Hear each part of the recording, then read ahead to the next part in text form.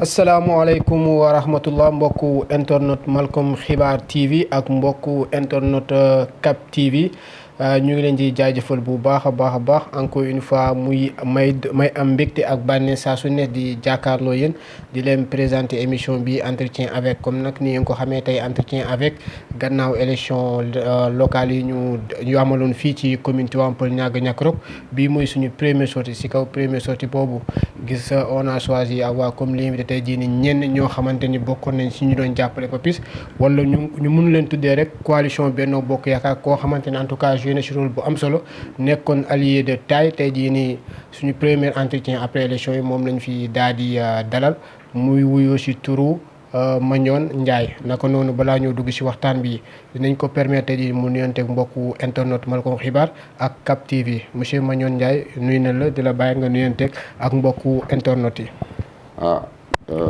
ñu ngi nuyoo di wax salaamaaleykum wa rahmatullah ñu ngi leen di nuyu yéen mbokku internet yi Malcom TV ñu ngi leen di nuyu bu baax di leen ziare bu baax leen wax ne tey man lañu invité Mandione Ndiaye président mouvement taxawu suñu gox nekk niveau Niakoulrab Niaga Tivaouane Peulh tey man lañ teew si émission bi ñu leen di déglu.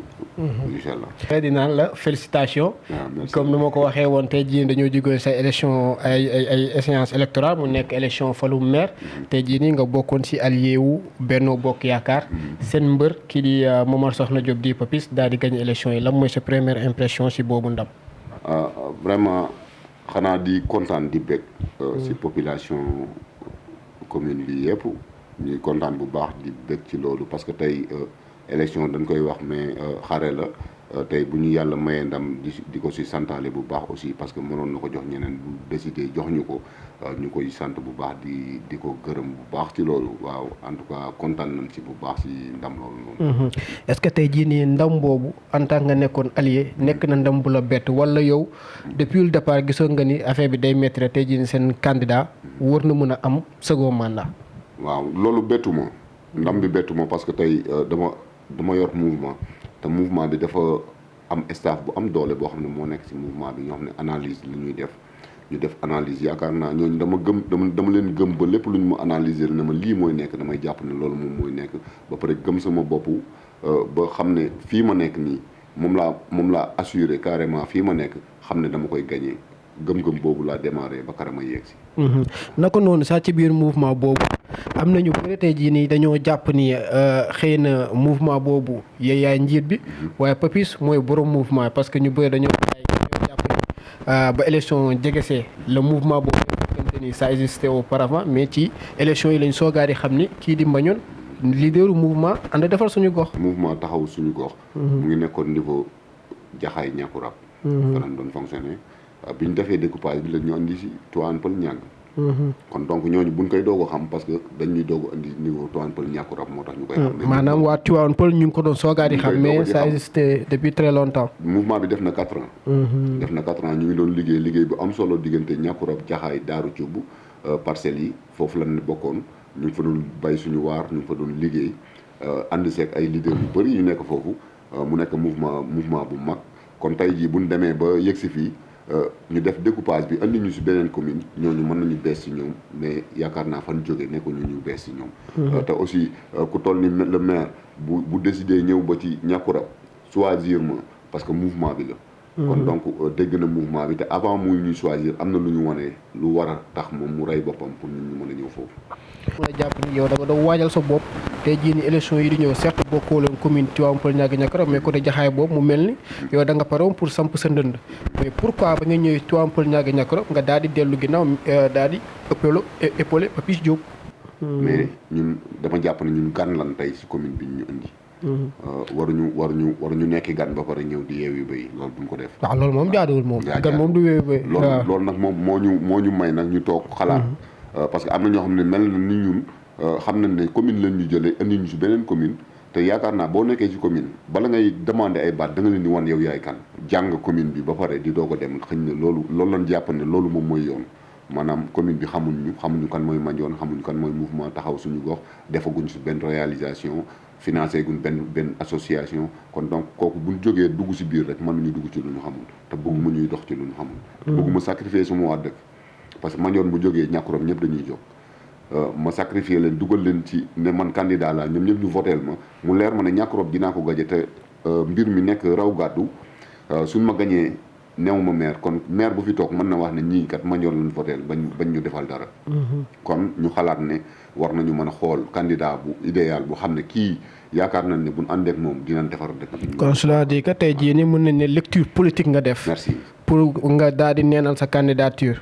mais ci kaw loolu Mandione am na ñu bëre ñoo xamante ni ànduñu ak yow sa décision boobu parce que tey jii ni yow boo jàppee ni yow maîtriser woo commune bi bu baax gan nga si commune bi certes dañ la koy nangul te bëggoo sacrifier sa askan waaye am na koo xamante ne tey jii ni mu ngi sa commune moom xëy na moom jàppoon na ni maîtriser na commune bi en l'occurrence le candidat Abdou Aziz Sall.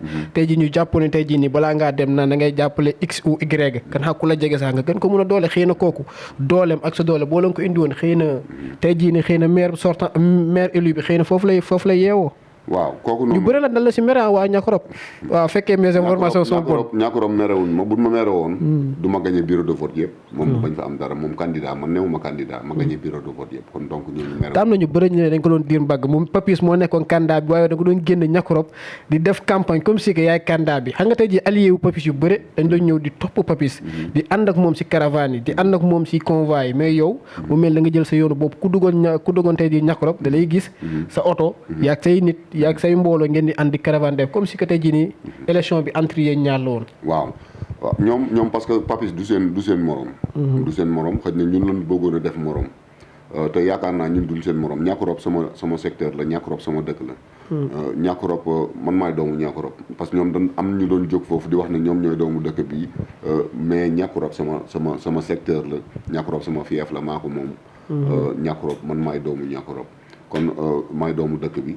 képp ku ma fa fekk da ngay xam ne man maay doomu dëkk bi moo tax dew ma fenn.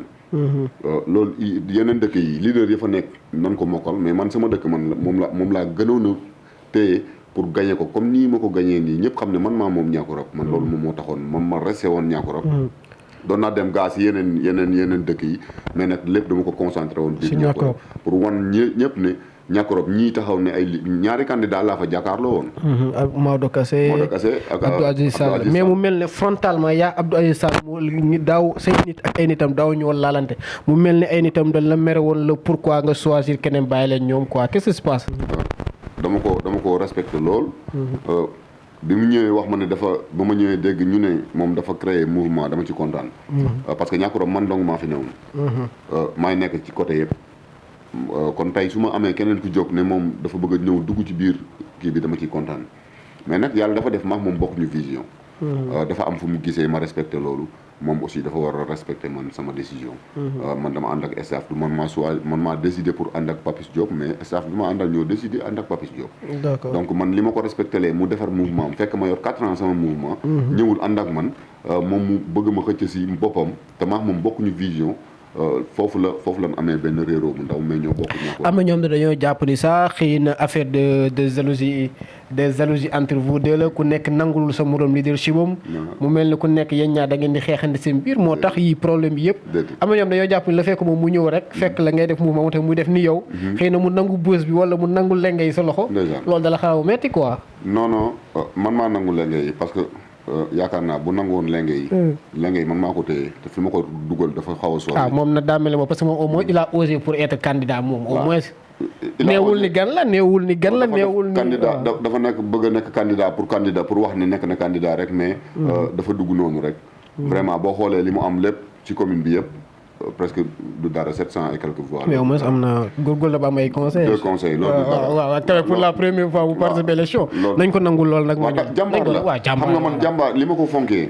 li ma ko respecté mooy li mu osé ñëw taxaw. pour dëggal boppam loolu dama ko respecté. kontaan naa si parce que tey lépp lu mu am yaakaar naa Niakoulrab. mais est-ce que tamit loolu taxul sax mu nekk maintenant le patron politique de Niaga même si que tey jii nii gagné nañ ko si bureau de vote am wala si localité mais le fait que mu nekk première personnalité politique bu Niaga bu osé défier à Papis Diop dem di laaj dagaru ba askan est-ce que saa yi nii du ñu ne sax avant yow moom mooy le premier patron politique de Niaga. moom mooy le premier patron politique de ñàgg. waaw d'accord na moom mooy suñu mag. waaw moom mooy suñu mag d'accord naa ko loolu moom na jël. mooy le premier patron politique. après moom Maodo Kassé yoo nga soogaa di ñëw. après moom Maodo Kassé ak ñeneen ak ñeneen man bu ndaw laa man seen caat laa. ñenn ñi seen doom laa ñenn ñi seen rakk laa. aussi man defaguma dara mais vraiment bi ñu demee ñàkkuro fan juddoo ñun ñëpp. bureau de vote yëpp man maa ko gagné. kon yaakaar naa ñoom ñooy patron yi nan jël. patron bu dul gagné quoi. fekkee patron boo xam ne bu ñu demandé voix yi. man la ñuy jox voix yëpp. kon donc patron boobu man vraiment na jël patron bi man ma jël gagné bi. loolu garaawul. may nan ko loolu na jël patron. d'accord parce que suñu mag la aussi. suñu mag la vraiment ku baax la suma mag la. te fu mu ma dajeeg man daf may conseiller boo xam ne ci kanam la ma jëmal. max moom amuñu problème. mosuñu laale aussi. amuñu problème mais seen ay nit moom dañuy laale moom naturellement. ba si jàng yi jotoon si élection yi nii sax gis nañu say nit ak ay nitam. jot nañ laale kese. dama koy comprendre côté boobu parce que day doog a dugg ci politique. xam nga nit buy doog a dugg ci politique pour moom xadar mooy politique. loolu dama ko d'accordal carrément xadar la yaakaaroon ne mooy politique donc ñu tegal ko système politique pour jàll ñun xam nañ politique.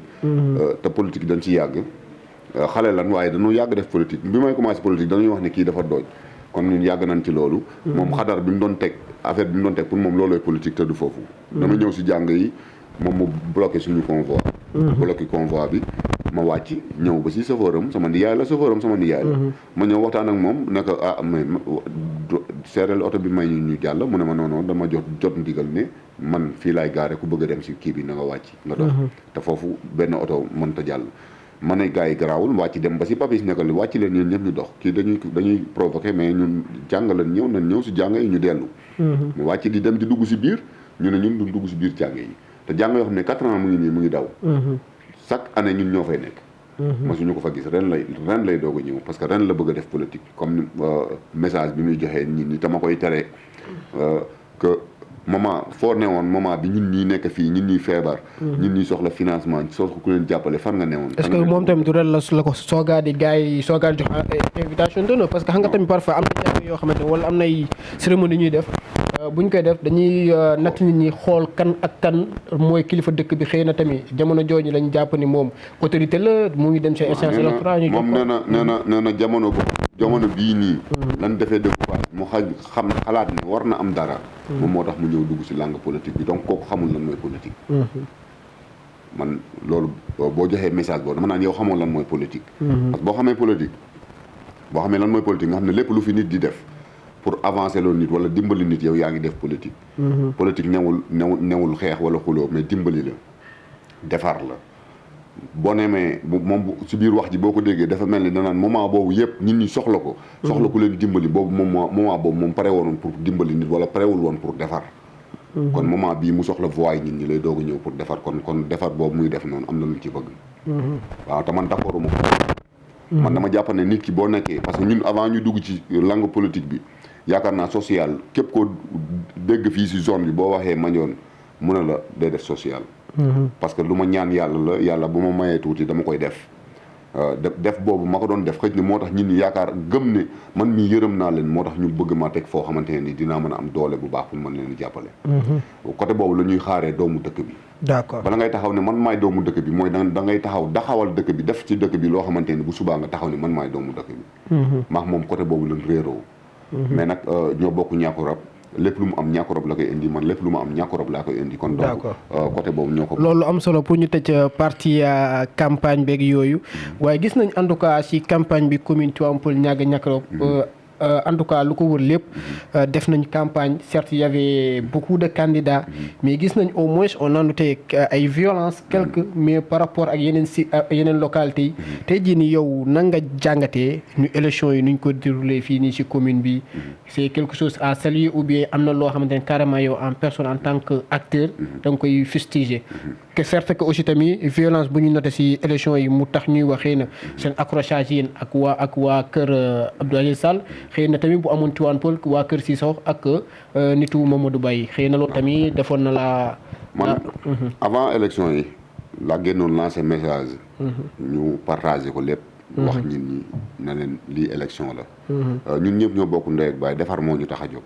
bu ñu xeexloo benn doomu aadama man ak sama morom yëpp bu ñu xeexloo benn doomu aadama parce que ñi ñuy xeexloo ñoo bokk lépp. képp si am problème ñun ñoo lay faj ñun ñoo lay seeti. donc bu ñu kenn xeexloo ni ngay wax man ak Aziz campagne nañ ba mu jeex te masuñu laalante. pré campagne bi la loolu amoon jàng yi réeroo bu ndaw la laale mu ñu dara jóge fa ñàkk rab amul problème. bi ñuy def élection yi ñoo doon foo ñoo doon reye ñoo doon defandoo lépp.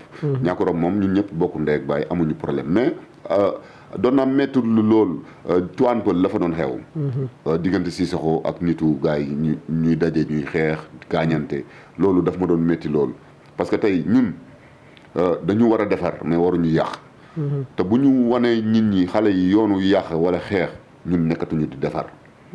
defar bu la taxee jóg waroo di sànni waroo di xeex parce que da nga ñëw yor programme di ko présenter population bi kee yor programme respecter que programme am te nga présenter sa programme. nit ñi xam na ñu ñuy jox voix yi.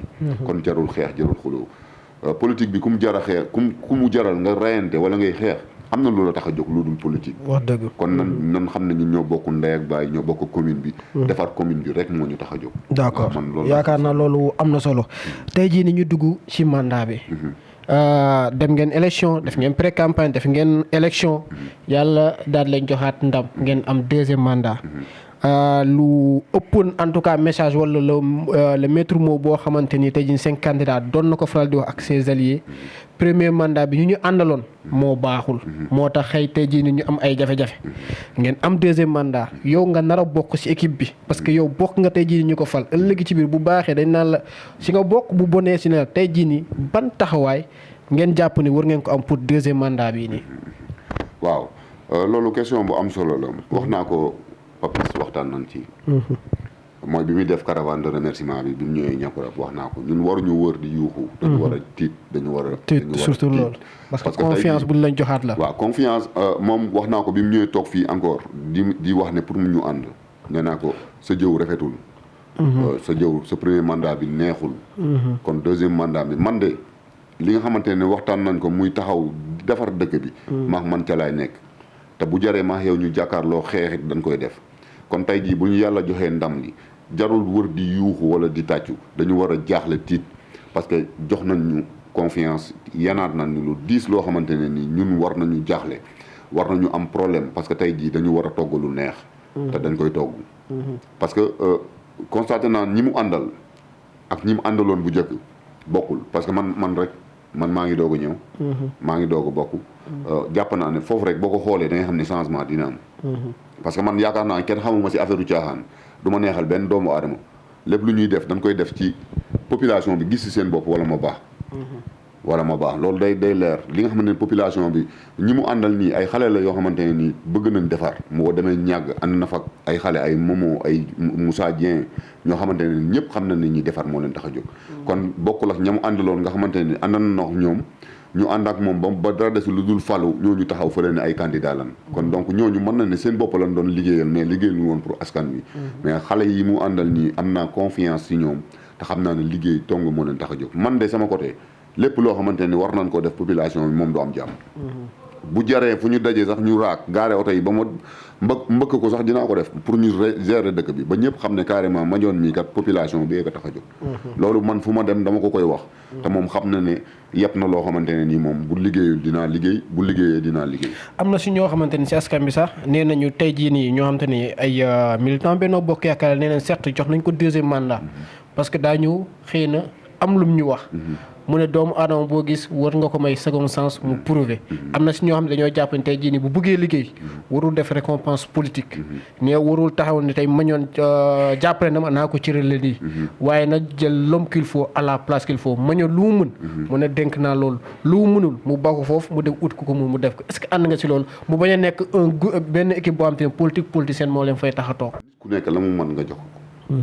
nit ku nekk li mu mën. yow xaaroo tey jii nii si mairie bi ñu jox la loo xamante tey jii mënoo ko. mukk su ma joxoon loo xam ne mënuma ko ma taxaw woo leen yéen ñëpp mën na leen jox nañ ma loo xam ne mënuma ko bàyyi naa ko. man du ma jël lu mu mënul te du ma nangu aussi keneen jël lu mu mënul. parce que tey jii maire bi bu ñu ko falee moom rek bu ñëwoon taxaw ci dëkk bi ne man kese maa bëgg a falu demul si nit ñi jàpp ci du falu. donc buñ ko falee dafa am nit yu gars yi si xool pour jàppale ko falu ko kon donc lii nii ñun ñii dañ ci am part de responsabilité. waaw kon donc nit ku nekk la mu man lan koy jox newoon lu ñuy paajoo. am na ku ma ko laaj fan yii passé na ma waaw mais waa ji la lay jox man la leen déedéet d'accord ma loolu. xaaruñu loolu. man li may xaar mooy ñu toog. nit ku nekk la nga man nga xam ne ñu leer na ñun kii mën na lii ñu jox ko loolu. su boobaa dëkk bi bu leader yi bu ñu meeree dëkk bi dinañ kontaan. mais bés boo jëlee sédd nit ñi jox ma loo xam ne mënuma ko nga yan ma ko parce que am naa mbooloo bu su boobaa du ma liggéey parce que du ma xam nan laay liggéey. kon du ma liggéey te su boobaa population bi ñooy mer. kon am population moo gën nga am leader yi. parce que population bi rek moo jar a jàppale parce que ñoom ñooy fal. tey jii nii xam naa du ñàkk ni. boo ko gisoon moom nga koy wax muy sa leader. muy Papis tey jii nii commune bi jafe-jafe yi bëri na. la nga jàpp ni ci 5 ans yi bu doon yoo tey jii nii ñetti mbir la. da ci wër taxaw 5 ans yi mu nekk loo xam te ne carrément wër na ko. saafara ba askan bi yëpp gis seen bopp la nga jàppante ji ni yow boo nekkoon à sa place wala nga ko doon digal mu war a def yan ñetti mbir nga koy wax ni carrément Papis taxawal si lii ngir askan bi. xam nga mañoon nag ku ko dégg da nga xam ne day far ñàkkurab moom mañoon day far ñàkkurab. commune bi nag commune parce que boo faree ñàkkurab ba ma far Tivaouane Peulh saa waa yow far ñàkkurab. xam nga kon pour vous dire que dëkk bi dafa bëri lu ñu war a liggéey. gis nga li ma gën a maîtriser mooy ñàkkurab. yow dëkk bu toll ni ñàkkurab. mag dëkk yëpp. moom mag village yëpp moo leen mag vraiment donc ñàkkurab bu demee ba élèves yi di jàng si ay abri provisoire loolu lu ñu war a taxaw la ñun ñëpp ñu yuuxu ñëpp dégg ñu bu ñu demee ba suñu élèves primaires yi di def triple flix loolu lu ñu war a yuuxu la ñëpp dégg si ñàkkurab amul foyer des jeunes ñàkkurab amul lenn loo xamante ne nii mën nga ko yëkkati teg ko ñu ne lii nii ñàkkurab am na ko amul ñàkkurab amul dara depuis temps PS yi fi am yëpp depuis temps PS ñi fi toog ñëpp defuñ fi dara mag yi président si boppam amul lenn loo xam ne teg na ko biir ñàkkurab amu fa. kon donc tey jii buñ ànd ak moom ñii tey jii mu gagné bureau de vote yëpp grâce à man mi ak ñi ma àndaloon. ñu taxaw ñu xool ñu jàppale mais nag nan jàpp ne ñàkkurab. commune bi sax laay wax lii dal ñàkkurab dal na ñàgg. li ngay wax nii mooy feebar Tivaouane Peulh. cité Safko bii ñuy wax nii. ak Safko fii ñu nekk nii ñuy wax nii Safko. amul lenn. Safko amul dara moo tax biñ defee élection danoo gagné carrément parce que wax naa ko Papis nee naa ko. mais est-ce que fekkul ni y a un leader à côté ku mel ni El Hadj Cissé. mais ñàkkurab ñaari leader dafa newoon te gagné wuñu mais fii nii daf ci boole defuñu fi dara. comme li dal ñàkkurab dafa dal ñii fii ñàkkurab bu dul dara am na lu fi ñeneen ñi defoon temps PS ñu siy jàpp di defaraat mais fii dafa amul dara. fii amul dispensaire sax amu fi. ba ñuy wax hôpital ak amul dara amu fi. kon donc loolu noonu mooy li ñu war a xool te nag du ma ko teg Papis de. xamuñ la laa ko teg conseil yi nga xam ne fal na leen ñu jóge ci dëkk yi. surtout ça. conseil yi fal ñu jóge ci dëkk yi man su ma nekkee ñàkkurab di xeexal ñàkkurab lépp lu fa manqué ma koy xeex yaakaar naa su ma si insisté te muy dëgg ci man dinaa ci am dara. ñi nekk Safko nan def loolu ñu nekk Tivaouane Peulh nan takku def loolu. ñun ñëpp bu ñu àndee ñu def ko benn yaakaar naa balaa mandat bi jeex lu bëri. fi soppi loolu am solo bañ a nekk foofu naan oui ou non rek. oui ou non du ñu tax a jóg. waaw vraiment du ñu tax a jóg. waaw parce que tamit dafa jar leeral parce que ab maire tamit pour mu liggéey dëgg-dëgg il faut mu am benn conseil bu qualité bu critique bu ànd ak yoo xamante ni des choses yoo xamante ni vraiment day gis jafe-jafe askan bi di ko teg sur la table pour que mu am day saafara. mais dafa metti ñuy wax Papis mais Papis di benn nit. waaw 60 personnes tiim leen. yow nga nekk benn nit. yow ñu lay wax yow. mais ñeneen ñaanuñu. man lu ma ànd ak yow. boo doxee ci loo xam ne teguwul yoon dama war a taxaw ne la li nga def nii tegul yoon. ànduma ci ba ñëpp xam ne carrément bu ñëpp defee noonu sa waay dinañ jël li priorité bi ñu def ko. parce que tey ji moom mooy tax bu ëllëgee élection bu jotaatee fii war a sonn de. te dama ko wax ma ne ko man nanguwuma maire ñu fal la premier mandat ngay laaj deuxième mandat di def campagne yu metti yi man nanguwuma loolu. gis nga bu la falee premier mandat sa deuxième mandat waroo sonn. parce que da nga war a liggéey ñi ñàkkurab sonn ma. man bi may def ñoom campagne nan une semaine jóguma ma tëdd une semaine. ñoom ñuy campagne man jóguma. si li des noonu si 15 jours yi moom laa jóg. matul sax une semaine ak quelque laa jóg. parce que da nga liggéey sa base am lu ma fa liggéey. loo xamante ne nii fu ma dem dana ma ñoon waroon nga bañ a ñëw. bul ñëw kon loolu maire bu defoon loolu ci dëkk bi jarul muy dem. kon donc liggéey bi moo am solo na concentré wu si liggéey bu bëggee population bi jox ko ay voix. concentré wu si liggéey population bi ñoom moom seen i carte keneen lañ koy jox. man lu ma ànd ak moom dama koy wax liggéey bi mooy priorité. d'accord amul génne xaalis di séddale bàyyi campagne ngay génne xaalis di loolu d'accorduma loolu. nañu sëgg ci liggéey bi defar réalisation yi gars yi gis. ñu xam ne kii kat jar na fi bàyyi gis nga fi maire yu fi nekk di def 7 ans si seen 7 mandat yu am 7 mandat. ñooñu liggéey moo leen ko fa may. effectivement mais nag tey bu sonnee si moom la. jox nañ ko deuxième chance na jël li manque ci dëkk yi mu taxaw ci li mu mënul na ànd ak waa dëkk bi yëpp ñuy yuuxu président teg ci loxo. surtout moom président aussi noonu dañ koy lancer appel fii suñu commune bi dafa yaatu. Papis am na jàngami. am na nit ñi am na lépp na ko yokkal garaatam bii mu yor nii. pour mu mën a defar dëkk bi. am na ñuy laaj sa ministre quoi si René Mani. ministre la war a doon. waaw si non dafa jot parce que. Papis liggéey na loolu. mën na ko te bëgg na li muy def. mais nañu ko defal ministre. nañu ko defal ministre mu jàppale xale yi. jàppale dëkk bi. non bu liggéey commune bi rek nekk ministre booba askan bi ñoo koy gunge foofu ñooy exiger loolu bu liggéeyee moom dina ko am. askan bi wan nañ ko ne dañ koy gunge parce que dañ ko jox deuxièmement waaw. liñ ko jox nag président moo ko war a dooleel. ndax bii ñëw mu bañ a sonn. mu jàppale askan surtout yenn maire yu bëri moom dañu dal leen làpp yu métti. waaw moom au moins. waaw kii na quoi téye na affaire yi ba léegi. téye na affaire yi te buñ ko tëggaatoon suba. mu téyewaat ko. waaw parce que ànd nag ñoo xamante ne ni population bi leen àndal liggéey rek moom moo leen tax a jóg. voilà kon nag nañu ko dooleel. ndax ñun ñu am doole bu ñu dimbalee suñuy nit jàppale suñu waa dëkk ndax affaire bi mën a avancer. loolu am na solo donc monsieur le maire Papis Diop dégg nga lu la ma ñoon wax bu baax te ñun tamit loolu la ñuy xaar ci yow rien que nga liggéey ngir commune bi mu naat en tout cas loolu mooy sa ndam mooy suñu ndam. parce que wax ji moom lu muy bëri yëpp dañoo bëgg commune bi développer rek. waaw loolu la tey jii ni élection bi jàll na. weesu na encore une fois lan la askan bi ak les acteurs politiques surtout yow tey jii ni bokk nga ci ñu doon wax 11 candidats ci commune bi dafa bëri. te ñooñu ñëpp defar moo leen tax a jóg. nañu àndu mbooloo pour defar commune bi. Papis dem na élection ak ñoom gagné na léegi lan moo war a doon taxawaay ces acteurs politiques ak askan bi est-ce que te ñu dañoo war a wéy di nekk pendant 5 ans Papis defoo fi lii wala waroo fi def li encore nit Papis di tontu di campagne jusqu'à 5 ans ñu bañ a bàyyi liggéey bi lan moo war a doon taxawaay ces personnes là. man li may proposé. te dama ko wax Papis. li may proposé mooy mu tàllal loxo ñëpp. ba ses adversaires politiques. adversaires yi surtout. parce que am na si ñoom daal am nañu programme bu brillant macha allah. gis nga 11 personnes yooyu. mooy li ma leen doon proposé avant ñuy may wax ni ànd nag Papis. mooy ñoom 11 maires bu ñu sexee benn commune ñu jiital kenn ku nekk jël benn côté. commune boobu war na mën a avancer. mais nag nangul nañ leen ñoom ñu. dem mais gañe nañ leen mais nag ñoom bi ñuy dem dañ ne seen dëkk moo leen tax a jóg. kon nag bu ñu bàyyi ñoom aussi nan xam ne seen dëkk boobu leen tax a jóg moom moo leen war a continuer di tax a jóg. maire na leen tàllal loxo ñoom ñëpp nañ dajaloo ci benn table ñu waxtaan. ñuy daje ñoom ñëpp di waxtaan ci programme yi di waxtaan ci naka la ñuy defaree dëkk bi. parce que nag politique comme ni nga ko waxee passé na liggéey moo jot. te nag da leen a soxla doomu dëkk bi lan te am nañ xam-xam bi. bëgg nañ parce que buñ bëggul woon ñoom ñëpp kenn du si wax ne candidat la. jël si xaalis di financer di def lépp pour nekk maire yàlla dogalul loolu mais ñoom bu ñu toog nañ jóg ñu jàpp ci liggéey bi nañ jóg tàllal loxo maire tàllal leen loxo ñu ñëw wuy si ñoom ñëpp ñu toog buñ dee réunion sax 1 mois ñu réunion ñaari yoon sax génn fa ay idées yoo xamante ne nii ci dëkk bi la jëm loolu ñoom ñu ngi apporter seen soutien si dëkk bi ñu xam ne ñoom kat dëkk bi moo leen tax a jóg.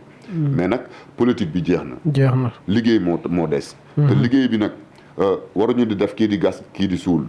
dañu war a teg lépp xam ne yàlla mooy fal na ba noppi ñun li si des mooy ñu sabab lu ñu jóg takkatuba yi dugg ci dëkk bi pour defar dëkk bi. waaw loolu rek moom moo des. man de loolu laa bëgg ci dëkk bi. parce que avant may commencé dama leen woon yéen ñëpp toog leen ñu waxtaan. ngeen jiital kenn topp ci ku nekk am nga programme si secteur boo laal am na ku si am nga si programme bu am solo nga jël programme boobu bu la ko joxee di nga ko dawal yéen ñëpp boo leen seexee commune bi rek commune bi jàll te loolu weesoogul na leen meertaalal loxo ñoom ñëpp ñu toog seexal ñu commune bi. ñoom ñëpp ñu jàpp ci liggéey bi ndax liggéey bi mën a avancer. surtout loolu parce que si am na si ñoo xamante ni vraiment si élection yi présenté woon nañu ay programmes yu brillant loolu maire bu leen déglu ñoom tamit ñu bañ a iñaan ñi indi seen xam-xam yaakaar naa loolu intérêt commune bi kese lay doon. lu am solo mbokku internet di leen fàttali si seen émission entretien encore une fois ñu ngi fii ak Magnone.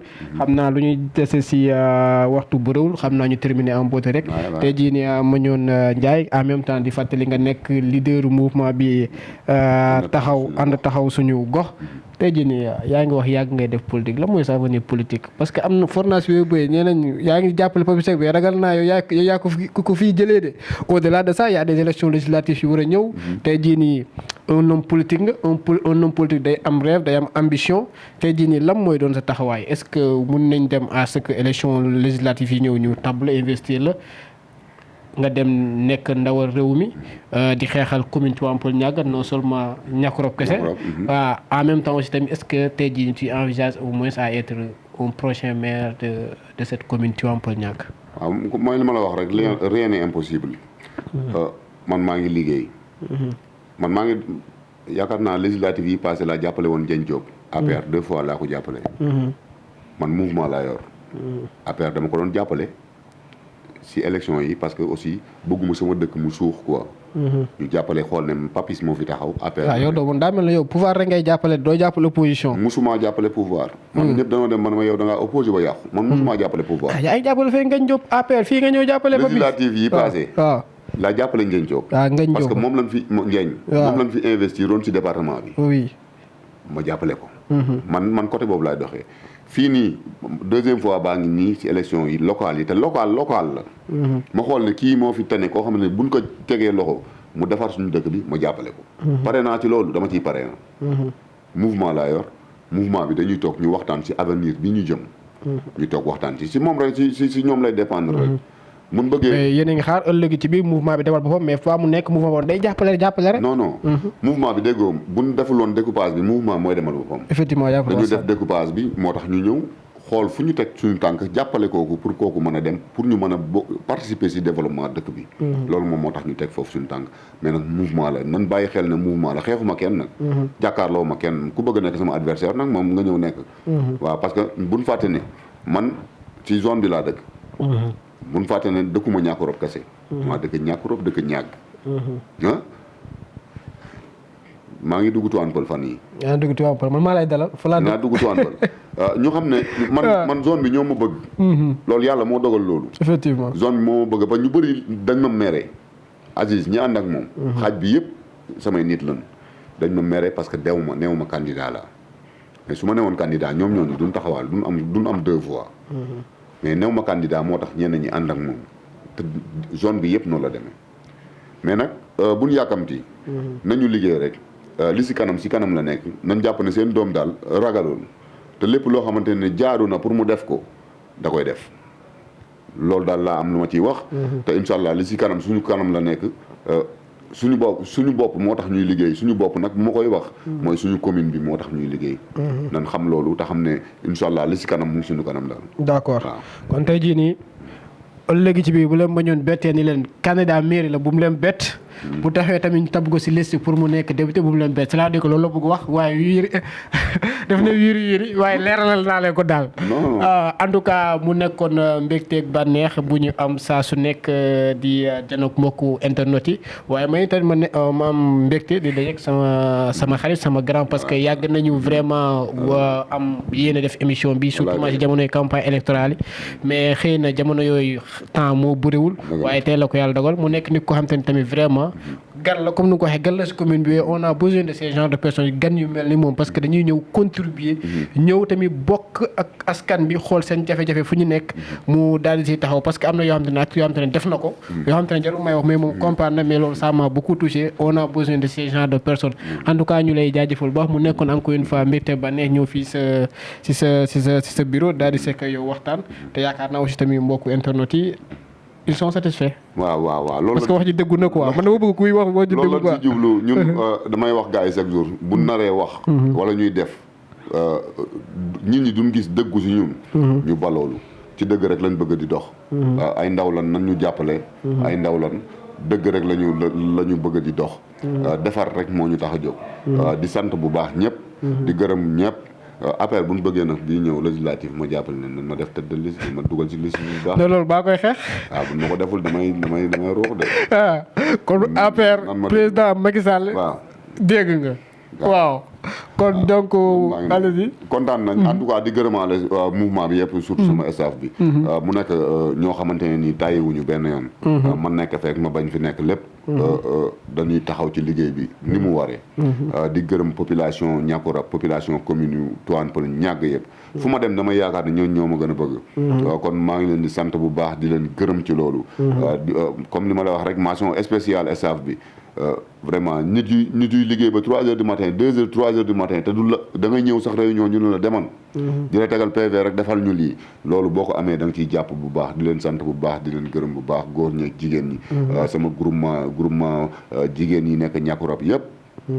maa ngi leen di gërëm bu baax di leen sant di leen wax ne fan yi rek dinaa ñëw dugg def caravane félicité remerciement yi ñu dugg si seen biir yéen ñëpp gërëm leen sant leen bu baax ndax jàpp ngeen si xeex bi. xanaa caravane yooyu di nga signé convention ak Cap TV. ñëw couvrir loolu. incha allah loolu dañ ciy ànd parce que financement yeeg yëpp yi ñuy def incha allah dinañ ci ànd parce que ñun nag. looloo tax sunu ndam bi looloo ñu ko may. mooy financement bi ñuy defal jigéen ñi te loolu suñu moyen bopp la lépp li ñuy def nga xam ne suñuy moyen bopp la ànd seeg ñoom di leen dimbali yooyu yëpp buñ koy def incha allah dinañ ci ànd parce que liggéey bi ngay def am na solo. gars yi dañ laa ragal waaye man ñeme naa la. liggéey bi am na solo waaw ñi ma si ñeme bëriwul quoi waaye gis naa ne yow ñeme nga ma quoi. waaw muy noonu. te tey moom mooy loolu. kon vraiment kontaan naa bu baax. waaw mbokk internet yi kon ni ma leen ko waxee mu nekkoon Mandione Ndiaye encore une fois mu nekk mbégte ba neex bu ñu am vraiment di waxtaan ak moom donc nii kese la commune bi ñun la élection yi jàll na donc les acteurs buñ leen woowee nañ ñëw wu si ñu daal di waxtaan ak ñoom lépp c'est dans l'intérêt wu commune bi tey jii nii lii mbégte la bànneex la ñu xam ko ñu xam si moom tamit lu bëri loo xam te ne mu ngi koy waaj te mu ngi ko namm te nit kese la en tout cas ñun suñu grand nga donc génération même génération sa ndam mooy suñu ndam te ñun dañuy prôner pour la jeunesse donc yow mënuñu la wax pas yow moom jeune waaw xale bu ndaw donc tey jii nii boo réussir ñu ñëw réussir ñu lay jaajëfal bu baax di la ñaanal yàlla si yoon bu nga nekk en tout cas nga bañ see wàcc askan bi rawat na commune Tivaouane Peulh Niaga man damay dugg fépp jox na la loxo li nga wax noonu man mun naa ko seede jox na la bopp jox na la loxo bu baax a baax donc di la souhaiter bon vent rek di leen jox di daje yéen mbokk internet yi si beneen numéro ak beneen invité bu si yàlla àndee jërë ngeen jëf